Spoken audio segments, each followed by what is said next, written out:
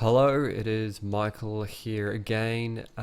Just wanted to do a quick tutorial on subsurface scattering because I think it's something that is kind of tricky to deal with when you first get into it, just like understanding the basics and getting a good result straight off the bat, without too much trouble. It's certainly something that I sort of struggled with. So I've set up a scene here with a head that's obviously not complete, but I've got a completed render which I'll show you at the end of the video. But for now, just to keep the scene poly count down, it's just the head, no ears, no eyes, no hair, and then just a background there with also just a couple of lights and an environment light. So what we're talking about when we're talking about subsurface scattering is basically light hitting the surface of an object, or in this case a character, and sort of penetrating the translucent skin, for instance, of this character, and then scattering within it. So if you want to see this in real life, if you get your phone out, for instance, turn on the little flashlight thingy and then point it at, put your finger up against it, you'll see that your finger sort of turns red. So that's just the light going inside your finger and scattering throughout all the blood vessels and stuff inside your finger. And it's something that we can simulate with Renderman and in Maya. It's got some tools set up. So I'm going to show you one that I prepared earlier. So this is our guy, but he has no subsurface scattering. This does have UVs painted on it, so you can see that I've painted his lips in and stuff, and he's got some like skin blush and things happening. But overall, it's pretty flat looking. There's obviously a bit of surface texture and stuff as well, and the wrinkles and the pores. But to get a little bit more detail, what you'll find is with this one here, I've done some real basic subsurface scattering. This is just a single layer of subsurface scattering, which you can actually do with the what's it called, Disney Pixar material, if you want to add it just directly onto your model, and I'll show you how to do that in a sec. So if you compare the two, you can see that this one here is a lot more blown out on the head. It's way whiter, and you lose a lot of the detail and the wrinkles and stuff there and on the nose. Bring it down, you can see these wrinkles following along here, and that's because the light is actually being absorbed into the skin essentially, and it's simulating that effect and making it a little bit more detailed. And you can see it on the cheeks and stuff as well, and sort of like at the terminator of the shadow there. Now, if we go down to the 3-layer subsurface scattering, that's a completely different ballgame. And if you've ever tried it to start off with, you probably had a really crappy time, basically, because it's not easy when you start out. And I'm still not particularly good at it, but you can see the effect is a much more realistic skin shade. And I'll get to that at the end, but I just wanted to show you what we're working with to begin with.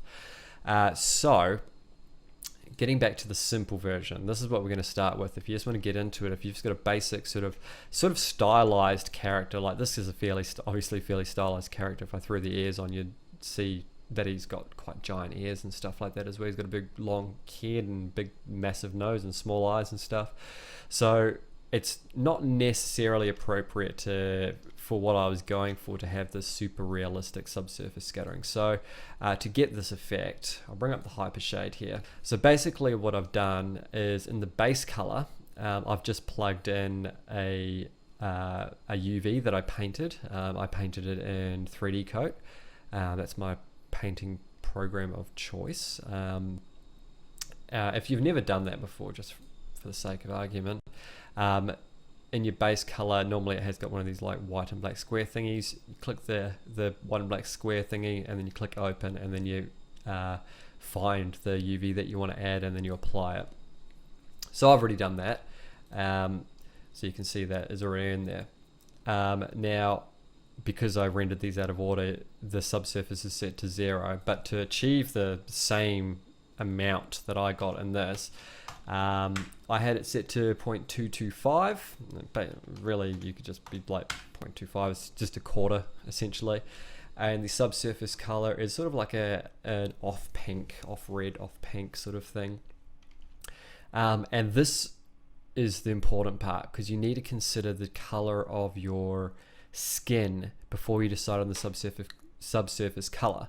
because it changes depending on the pigment of the skin. So on a fairer character like this guy's, you know, European, obviously, he's fair-skinned white dude, sort of a little bit olivey, sort of, you know.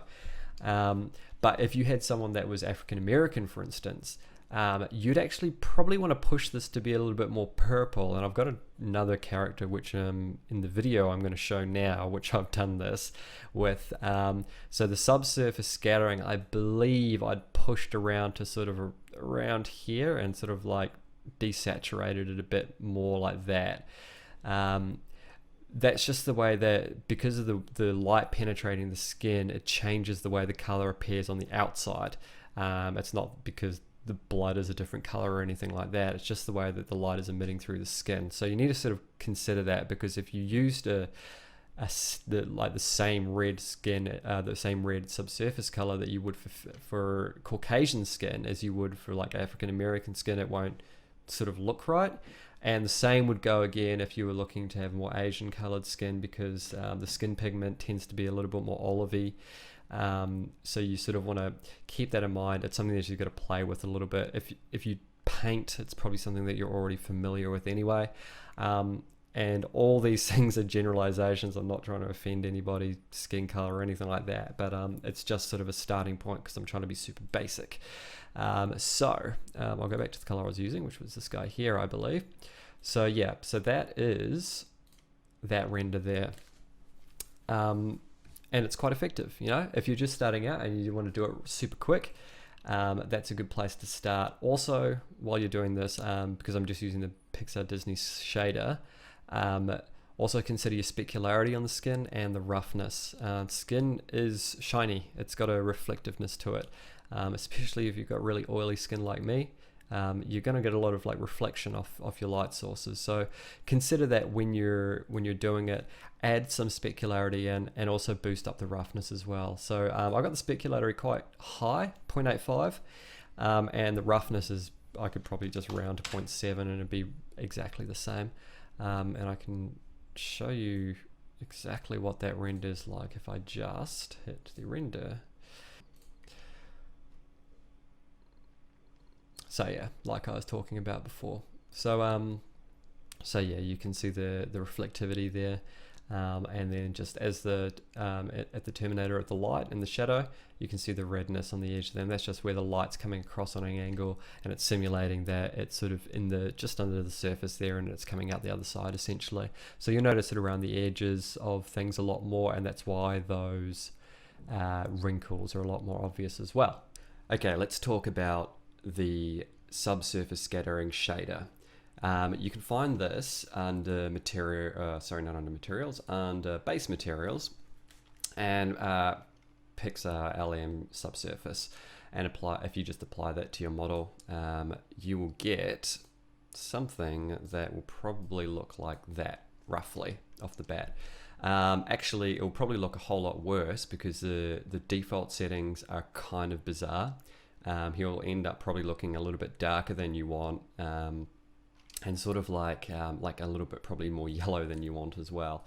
And this has all to do with the parameters that are set. And the hardest thing about using this shader is actually understanding what they mean by the parameters. So straight off the bat, I've plugged in a UV layer into the top layer. So basically the subsurface scattering works in 3 layers. It's got a near, it's got a mid layer, and it's got a far layer. And they interact with each other. They blend sort of colors together, and then you can also set the distance that they go from the surface, which is the length, and the weight, which is the I guess the density of the layer is probably the best way to describe it. And I'll show you a graph that's actually on the Pixar, so the Renderman website. So you can see that this is the near length color, for instance. And the intensity is the weight. So the lower you bring that down, when it mixes with it, it will favor whichever side has got the highest weight. And then the length, you can see, pretend this is the surface on the left hand side here, how far it goes into the surface, I guess, or in this case it would be the skin. So and you can see that they'll mix in different spots.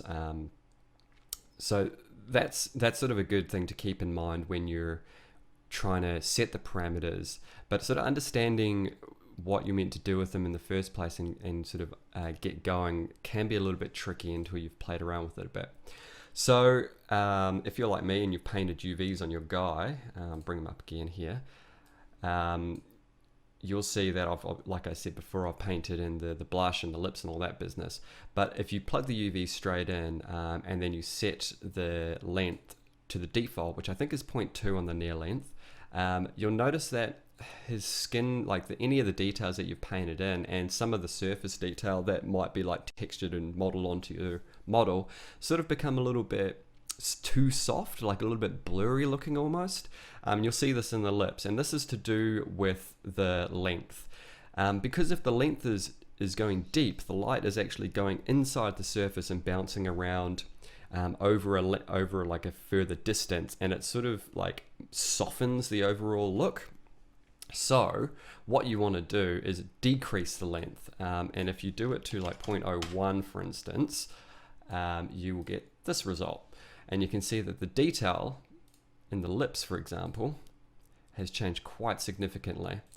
Part of this detail you're seeing is to do with the way that I've painted it. I haven't actually painted into the wrinkles or anything like that. Those wrinkles you're seeing is actually on the model, and the like the dimples in the nose and stuff like that, the pores in the nose. So setting the length to a lower parameter will actually make a big difference in the detail that you get out of the model. And this is a really, really good place to start if you're using a UV. If you're not using a UV, this might not be as big a deal, but it's something to keep in mind. If you've got a lot of surface detail in your model as well, it will affect that. So that's the setting that I used for this render here, is near weight 1.0 and near length 0.01. The mid color you're going to have to play with a little bit depending on the color that you want to achieve for your model. So if they've got a sort of more Caucasian skin tone like this guy does, you're probably going to want something sort of more in the mustardy yellow or like heading towards like orange, just because of it's essentially the mid color still is sort of like what your eye would perceive as like sort of close to surface level colors. So this color is going to be close to the main color of the skin. If you're using someone with a darker colored skin, you probably want to push this around to be somewhere more in the purple range. I would probably go somewhere about there, and I'll show you a render at the end of this video in which I've done some with a darker skin tone. And sort of what I did there to achieve sort of a good blend in color and subsurface. And then the far color, on this particular one, I've just set it to quite a sort of deep red. And this is simulating the deep layer of skin and flesh. So it's like your muscle colors and like the blood and stuff. And basically this is where as far as the light can get in your skin. And just bounces around there until it completely gets cut off and doesn't bounce back out so your eye can see it. Those parameters for the mid and the far, I think I pretty much kept them as standard. So the mid weight I've got at 0.2, so it's a little bit, it's quite a lot actually lower than the weight of the near. And the far weight is also at 0.2. The length is 0.8 on the mid length, and the length on the far is 1.0. So play with those settings though, and you'll be able to see what works best for your lighting setup and your models. Indirect at SSS means whether or not the render will compute light.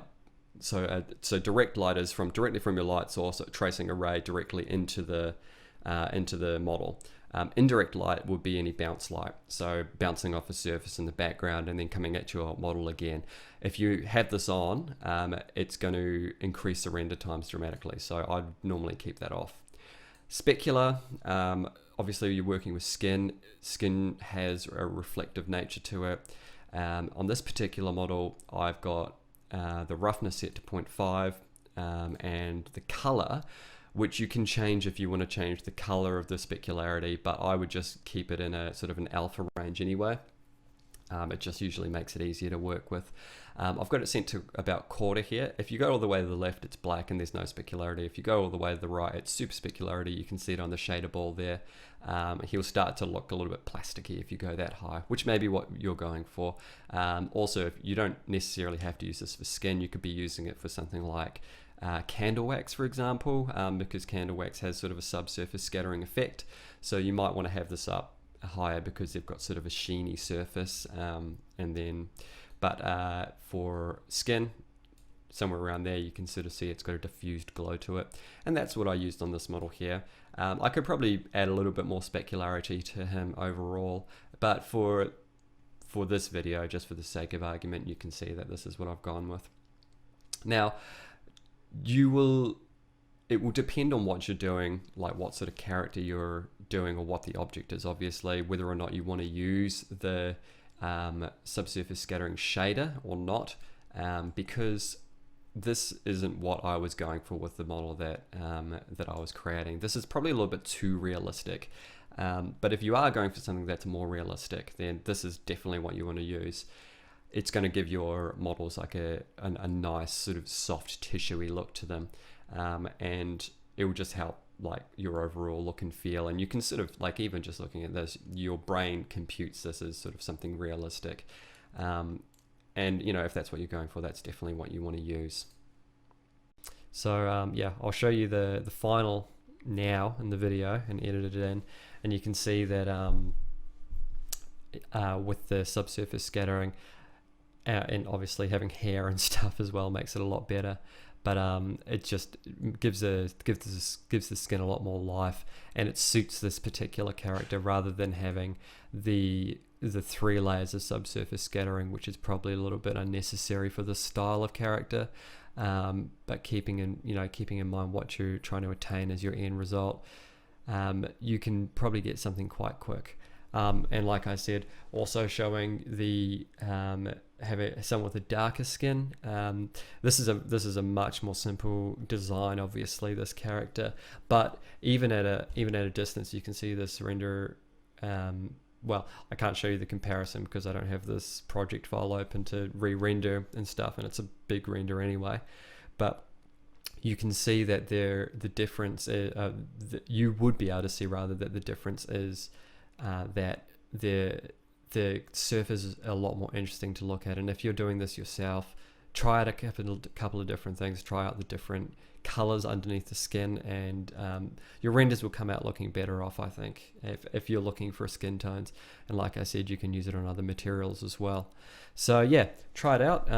If you like the video, let me know. If you've got any questions, let me know in the comments. I will answer them because I don't get that many comments, so you know, I'll probably answer within like a day or two, and I'm always happy to try and help because I know Renderman's sort of a bit of a beast to start off with, and so's Maya. It's, you know, we're all in this together, so I think the more people helping each other, the better off we'll be. So yeah, if you've got any questions, ask.